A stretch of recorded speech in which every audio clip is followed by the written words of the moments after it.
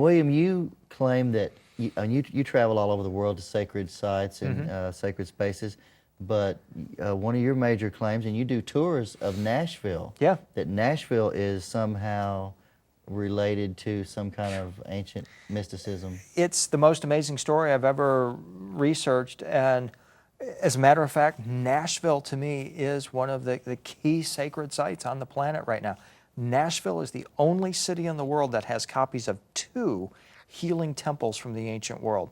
We have Athena's Temple of Holy Wisdom, the Parthenon, Right. in Centennial Park, and then at the Bicentennial Mall State Park in front of the state capitol, we have a 2,200-foot long magician's rod that is laid out and growing on 19 acres. And that rod is a virtual mirror image of the most ancient and most profound cosmic axis, as it was called, Mount Meru from Asia. Our Bicentennial Mall and Mount Meru from Mongolia are virtually identical to one another. All by chance, too, because the architect who designed it says that they didn't set out to do this. And so what I'm saying is that I think they just connected with that higher mind, or that higher mind operated through them to cause this magnificent living temple to be laid out. Is this the Bicentennial Mall? The you're talking Bicentennial about? Mall, Okay. yeah, that's right.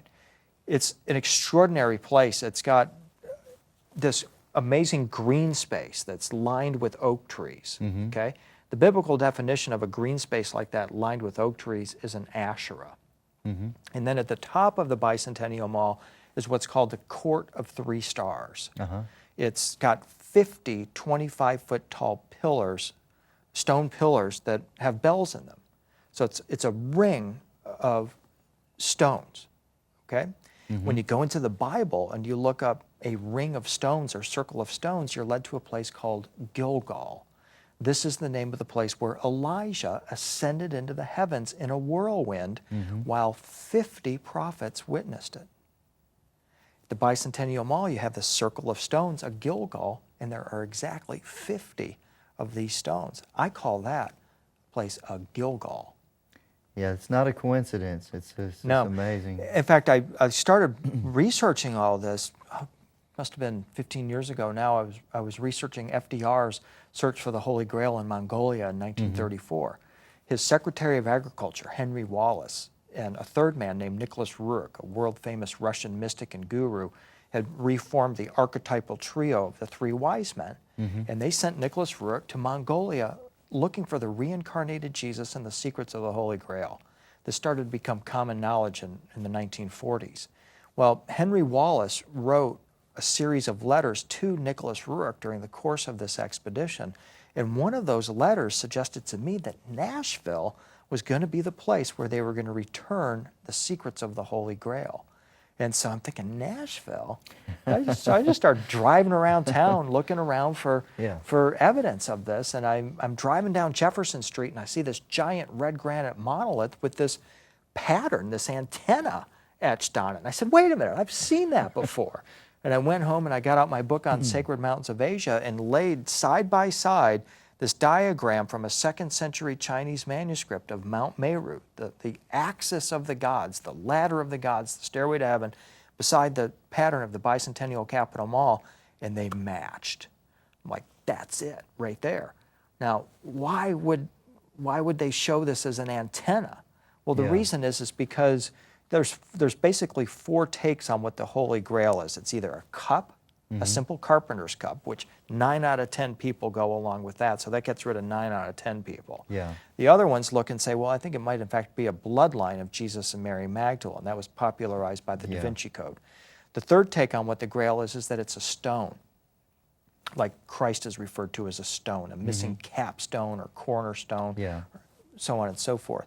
But the fourth take on what the Grail is it's believed to be the key of life, a tone, a frequency, or a vibration that would be transmitted by an antenna-like device that looks like a magic wand or an antenna. And that's exactly what the Bicentennial Mall is.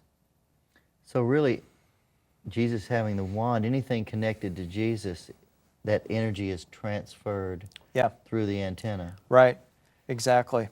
And what you have there at the Bicentennial Mall is just a beautiful example of Egyptian technology. It's a living temple made of trees, but when you get into the Court of Three Stars, it's an altar.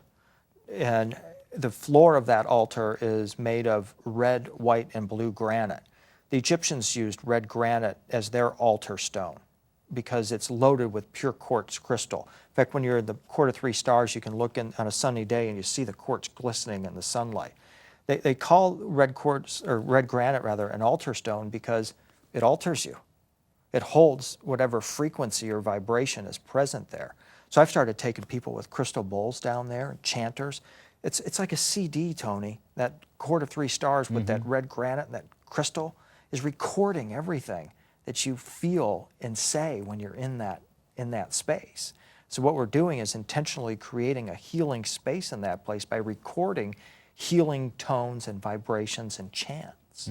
It's extraordinary, but that's pure Egyptian technology is what they're using. So the down there. purpose is for healing, and what else? Well, I mean, transformation. I mean, that's what I believe the purpose is. Inner transformation? Or? Yeah, I mean, the official purpose of the Bicentennial Capitol Mall is to commemorate Tennessee's bicentennial and to provide an unobstructed view of the state capitol. Yeah. But what you have here is this magnificent temple that's laid out that if you can learn to walk it and connect with the energy there are 7 springs that run underneath that complex that are running energy through that place. Then you've got the stellar energy coming in as well. Right. And it's all focused on that Court of Three Stars with that granite, just like a sponge soaking all this stuff up. And so that when you enter into that space, you can feel it. And then when you go stand on the iron rod that's drilled directly in the center of the Court of Three Stars, and you make a sound out loud, you hear this reverberation, this echo. That point is one of the most profound places I've ever experienced, because what you find there at the mall is that each of the 7 energy centers of our body are perfectly marked there with appropriate symbolism. Our body literally is that wand, that magic wand. And in the examples that I show from early Christian art, when Jesus is raising Lazarus from the dead, he's got that magic wand in his hand and he's hitting him right here on the crown chakra. He's awakening his higher consciousness. And so when you enter the Court of Three Stars, it corresponds on the body with, right there, the third Right, and he's eye. always talking about the body being the temple. The new Exactly. temple is not a physical structure, but it's your body. Right. And so when you're standing on that iron rod in the Court of Three Stars, you're standing literally on a point that corresponds with the pineal gland in the very center Third of eye our brain. chakra. Third eye chakra, the seat of the soul.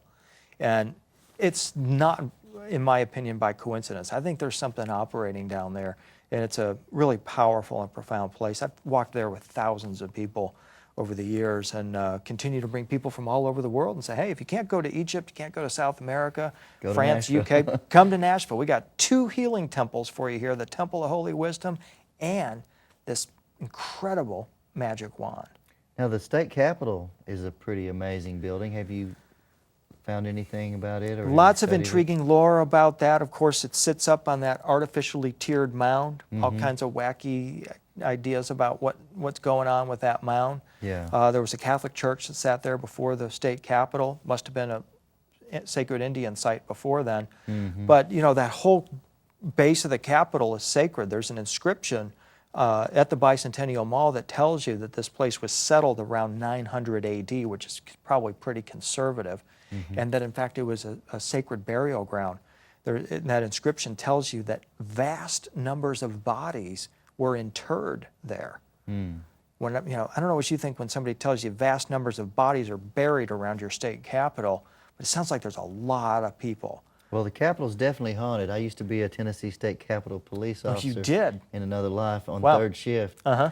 And you can hear voices in rooms, and when you open the door, it stops. Wow. You shut it back, you can hear, it's like a whole party going on inside. And Wow. footsteps going up and down the marble staircases, and a lot of the officers did report seeing apparitions. I didn't personally see any apparitions, but Wow.